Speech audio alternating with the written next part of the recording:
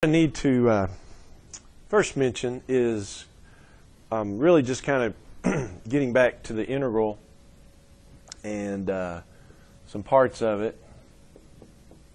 Start with an easy one here. The integral 0 to 3 x cubed dx.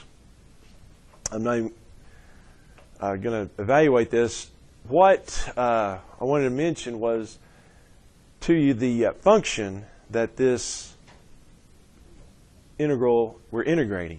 What's the function we're integrating here? Well, it's x cubed. F of x equals x cubed,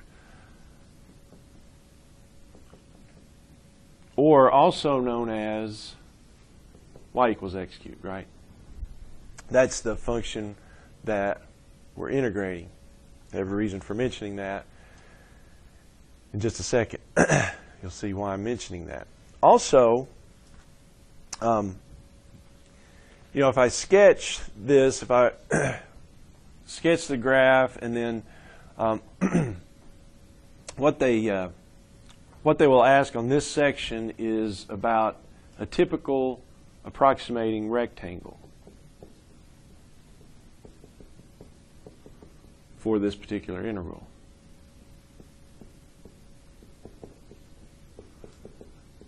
By that, they just mean going back, way back to the first part of the last chapter. Just draw one of those rectangles that we would draw, and this, of course, this one would be x cubed. So we're talking this. So we're going 0 to 3. So a typical rectangle, and it doesn't really matter where it is, but yeah.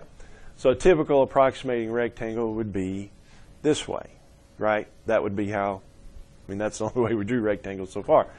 However, that's going to change. But what I would pay attention here to is how these rectangles basically are running. If I drew another one, it would be basically the same. What type, how would you describe that rectangle? Would it be, how would you describe it? Vertical rectangle. Okay, yeah, it's a vertical rectangle. And that's really the point I want to make here. We're integrating with respect to x, so on the xy coordinate plane, the typical rectangles are vertical.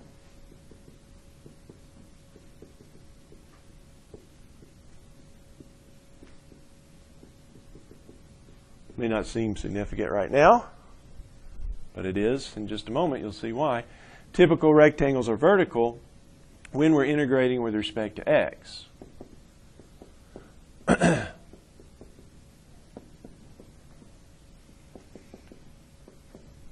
And that's because, you know, your height is your function value, and then of course this is the width is delta x, and then your height is f of x or y. So anyway,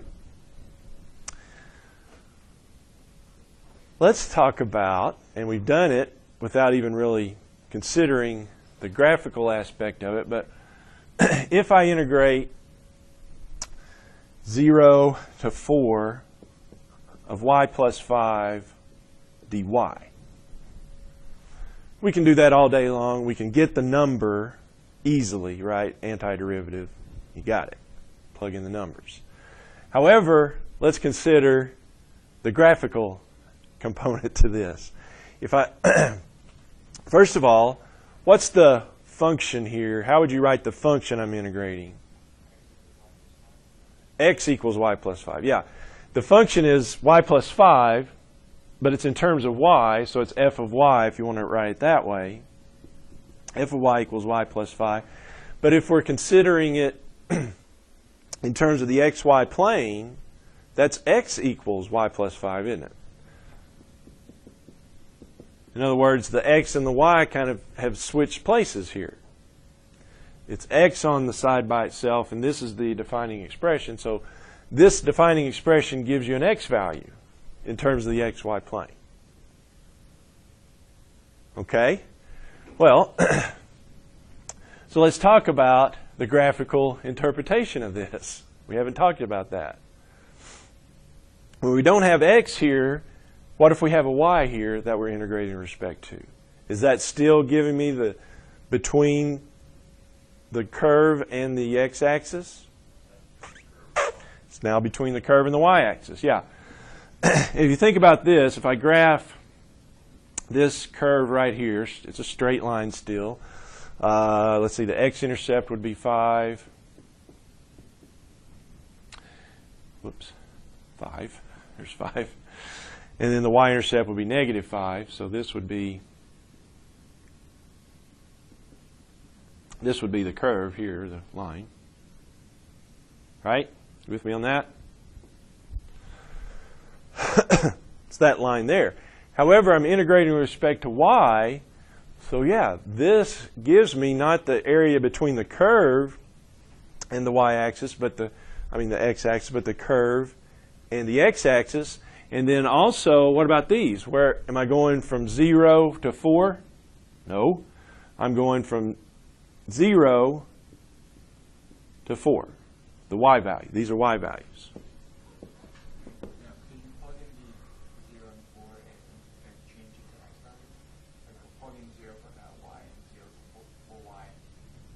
Right here, change it back to, you could. A lot of times that won't be quite as nice, quite as easy. Yeah, sometimes you can change them back to x's, but it won't be as nice a lot of times. This is just a fairly easy function, so no. What I'm trying to get you to see is this, and matter of fact, it would probably be a little more involved in doing that. But yeah, this is what we get right here. This area is here is this integral of y plus 5 dy. It's the area between the curve and the y-axis. Okay?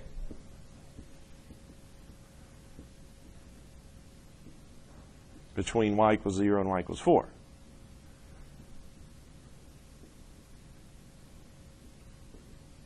All right. Ask that again. Would that mean that the negatives are just going to live on the left side of the y-axis instead of negative areas, how would you get a negative area?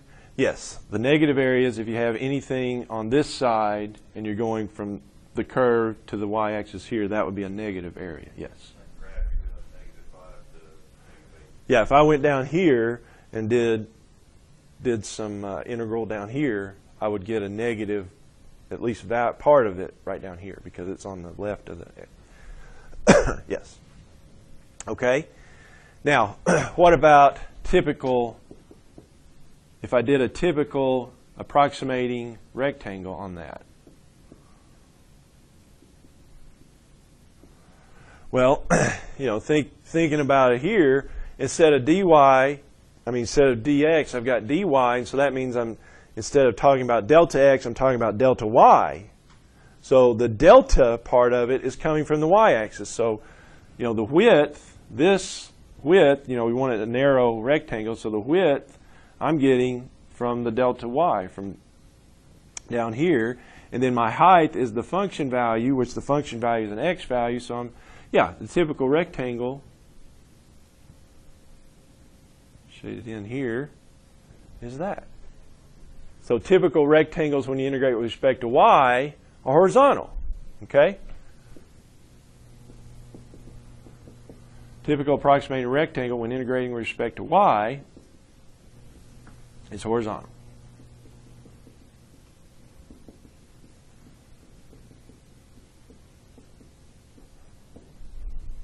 All right. And so that sometimes helps you know, well, do I integrate with respect to x or do I integrate with respect to y? Well, it depends on, do you want the rectangles going up and down, or do you want the rectangles going right and left? If you want them up and down, that's integrating with respect to x. If you want to integrate right and left, that's with respect to y. Okay? Is that okay? Question or concern?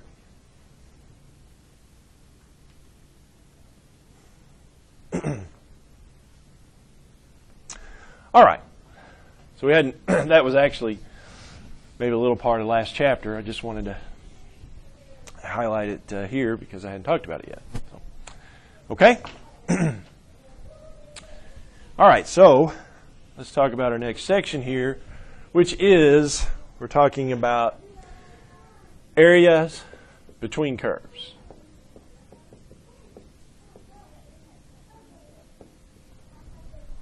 Areas between curves. If, say, I have a function, y equals f of x here, and I have another function below it, let's say, here, g of x. And I'm going from A to B, and I'm interested in the area between the curves. That's what I'm talking about.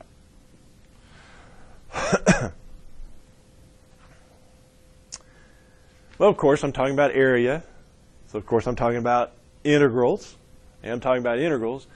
And do you see there that the area between those curves, f and g there, is going to amount to taking the two integrals and doing what? If I take the integral of f of x, what does that give me? The integral from a to b of f of x. It gives me everything under the curve, under the y curve. If I take the integral a to b of g of x, that gives me everything under its curve. So what's the area between the curves? Subtraction. Yes. It's the two subtracted. The area between the curves is the integral of f of x minus the integral of g of x. And notice there we can combine those, make it just one integral.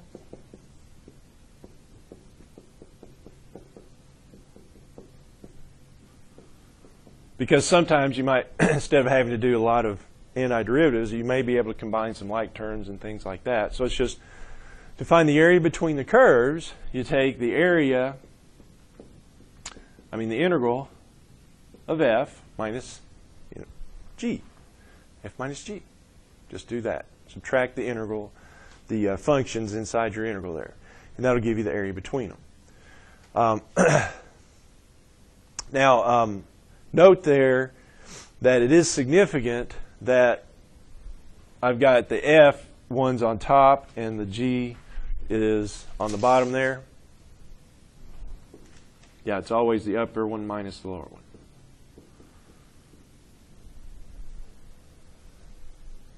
Okay? Otherwise, if you switch it around, it'll negate some some part of it out or negate the whole thing. That's not what we want, okay? All right, so let's try one out. Let's find the area between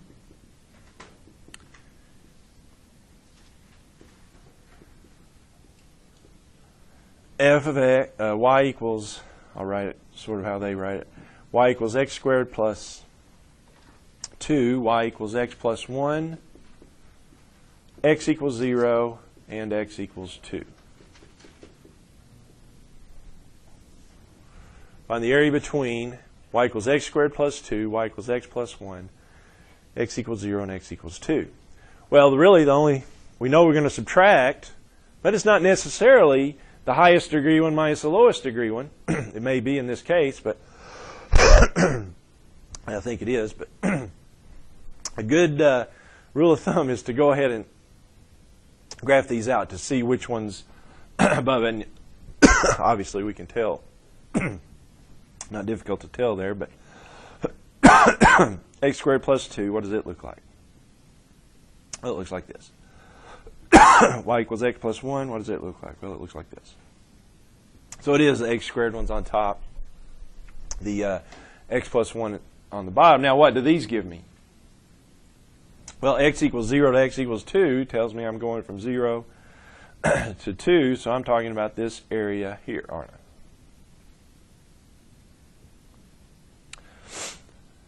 So the area that I'm wanting, the area between, would be what?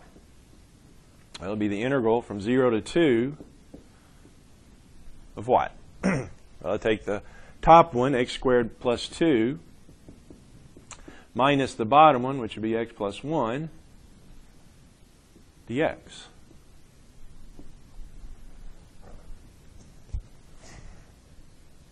Which amounts to the integral from 0 to 2 of x squared plus 2, and that'll be minus x minus 1, so I'll have, let's do it this way. It'll be x squared, how about x squared, put them in order, x squared minus x plus 1, wouldn't it? Because I could combine the 2 and the minus 1. Sound all right? All right, so that's the integral, 0 to 2. So now I can just do the antiderivative. It would be 1/3 x cubed minus 1/2 x squared plus 1x. 0 to 2. So that'll be 8/3 minus 2 plus 2 minus 0.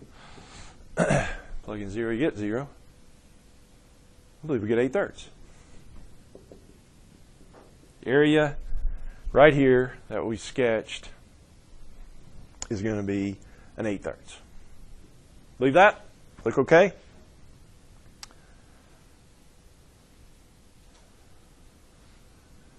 Now, let me get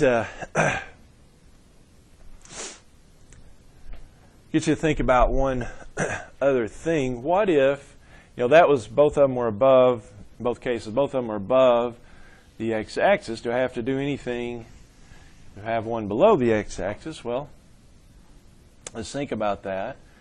Yeah, let's say my f of x is there, and my g of x, well, it's there. A to B.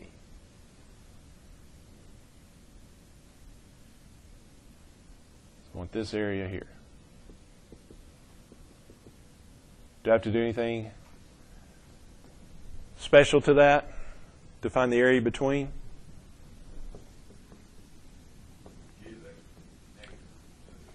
Uh-huh.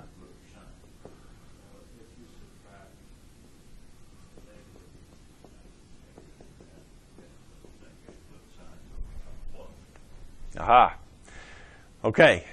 No, nothing special. This does the work for you. It's still f of x minus g of x because, yeah, this g of x, the integral of it, is going to turn out to be negative, isn't it? And in essence, then, what we'll add is the area under the f of x curve to the area of g of x. That's what we want, right? That's what this accomplishes because the g of x, once we integrate it, will be a negative, but we have this negative, which changes it to positive. So it does the work for you. So no, you don't have to, even though one dips below the x-axis, if both of them are below the x-axis, it's still the same thing. You do the upper one minus the lower one.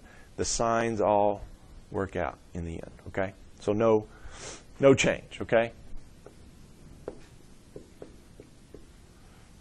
It's f of x minus g of x. Upper minus lower. Now, here's another wrinkle, though. That one, that first one we had, it had all the nice points for you. What if we have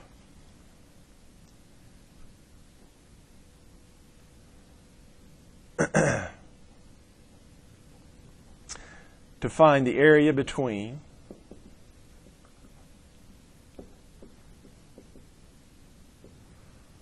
y equals 2 minus x squared and y equals minus x.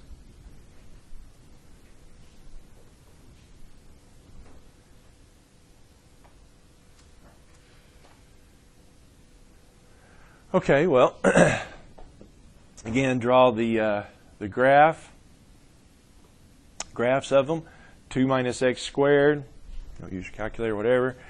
I believe it'll be looking like this.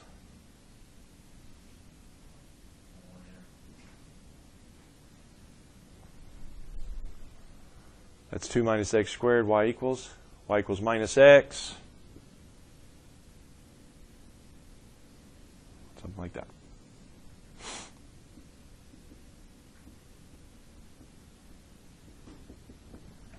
You with me on that? That look okay? Well, aha. Yes. So the question then is,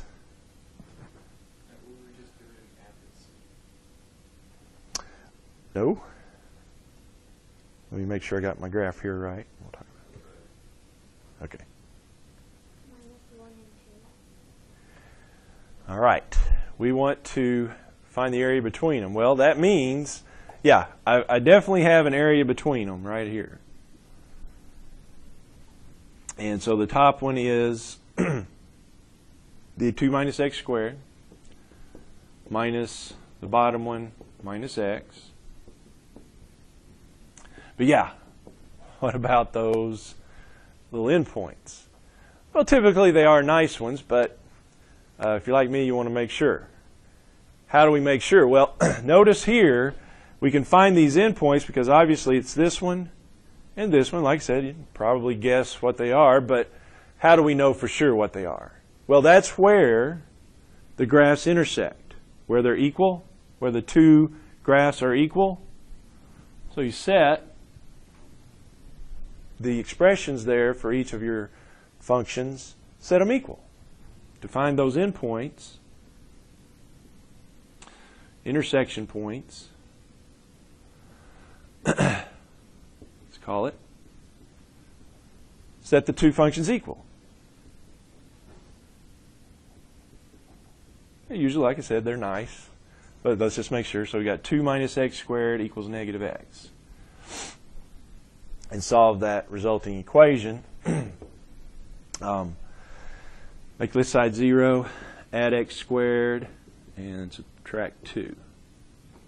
Well, that works out nicely, factoring wise. X minus 2, x plus 1, wouldn't it be? So yeah, that would be x equals 2, and that would be x equals negative 1 solution. So there's our endpoints, isn't it? Probably like we thought, looking at the graph. It's always good to make sure. 2 and negative 1.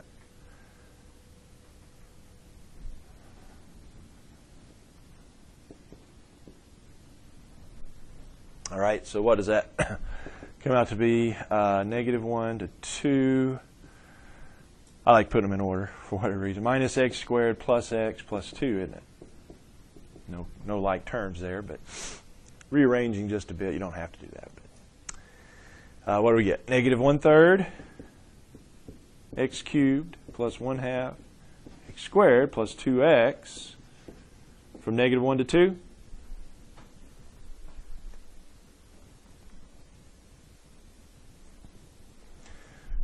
So what does that get me? Negative 8/3 plus 2, 1/2 times 4, plus 4, minus negative 1. That would be a negative 1 times negative 1/3 be a positive 1/3. Negative 1, so that would be a positive 1/2 minus 2. I believe is what I get there. Did I do all that right? Look okay? So it's negative 8/3 plus 6 minus 1/3 minus 1/2 plus 2. Change the sign. 4.5.